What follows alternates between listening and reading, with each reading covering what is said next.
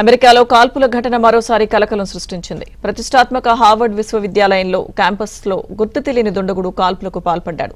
హార్వర్డ్లోని Radcliffe quad కు సమీపంలో ఈ ఘటన జరిగింది. దుండగుడి కాల్పుల్లో ఎవరికీ ఎలాంటి ప్రమాదం జరగలేదని అధికారులు తెలిపారు.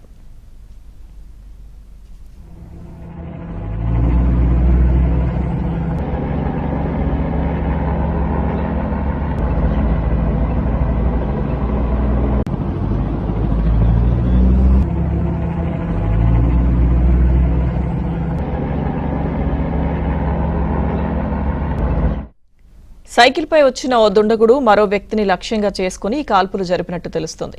సమాచారం అందుకున్న వెంటనే పోలీసులు ఘటనా స్థలానికి చేరుకున్నారు. కాల్పుల సమయంలో విశ్వవిద్యాలయం హెచ్చరికలు జారీ చేసింది. ఎవరూ బయటకు రావొద్దని సూచించింది.